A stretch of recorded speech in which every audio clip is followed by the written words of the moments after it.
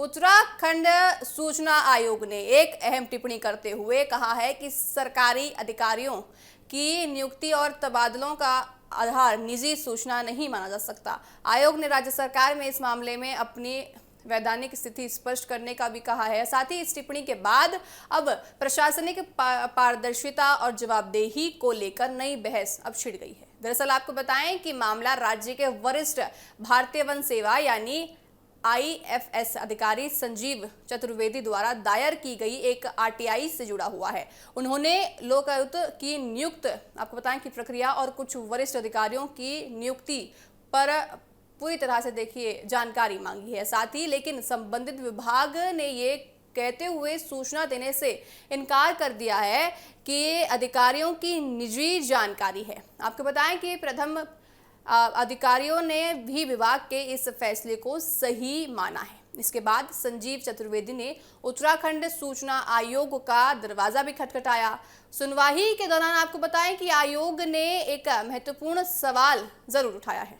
आयोग ने कहा कि जब सरकार किसी भी अधिकारी की नियुक्ति या तबादले की जनहित में लिया गया फैसला बताता है तो फिर उसी फैसले का आधार सूचना के आधार के तहत मांगे जाने पर भी निजी सूचना कैसे हो सकता है। साथ ही आपको बताएं कि सूचना आयोग ने यह साफ कहा है कि सरकारी अधिकारियों की नियुक्ति और साथ ही ट्रांसफर कोई व्यक्तिगत मामला नहीं है बल्कि सार्वजनिक प्रशासन का हिस्सा है। ऐसे फैसलों का असर शासन व्यवस्था, प्रशासनिक कार्यप्रणाली और सूचना पर पड़ता है। इसलिए आपको बताएं कि इनसे जुड़ी जानकारी को पूरी तरह निजी बताकर छिपाना उचित नहीं माना जाता। साथ ही आयोग ने यह भी कहा है कि अगर सरकार लोकहित का हवाला देकर नियुक्तियों को तबादले करती है तो इन फैसलों के पीछे के आधार को भी पारदर्शी होना चाहिए। लोकतंत्र में जवाबदेही और पारदर्शिता बेहद जरूरी होती है। ऐसे में सूचना के अधिकार कानून की भावना भी सही है या नहीं ये भी जानना बहुत जरूरी हो जाता है। जहां जनहित जुड़ा हो, जहां जानकारी उपलब्ध कराई जा सके। राजनीतिक नजरिए से देखें तो ये फैसला काफी अहम माना जा रहा है। लंबे समय से विपक्ष ये आरोप लगा रहा है कि कई बार आपको बताएं कि कई बार अधिकारियों के तबादले और नियुक्तियां राजनीतिक प्रभाव या पसंद नापसंद के आधार पर होती है। वही सरकारें हमेशा करती रही हैं और सभी फैसले प्रशासनिक जरूरत और जनहित को ध्यान में रखकर लिए जा रहे हैं। अब सूचना आयोग की इस टिप्पणी के बाद भविष्य में नियुक्तियों और जवाबदेही को लेकर ज्यादा पारदर्शिता की मांग और तेज हो सकती है। अगर सरकार इस दिशा में स्पष्ट नियम बनाती है तो साथ ही RTI के जरिए आपको बताएं कि नागरिकों को भी अधिक जानकारी मिल सकती है। साथ ही हालांकि आयोग ने अभी अंतिम फैसला मानने सुनने से पूरी तरह से राज्य सरकार के इस मामले में अपनी वैधानिक स्पष्टि साफ करने का कहा है। यानी वो खुद साफ करेंगे क्या मामला है।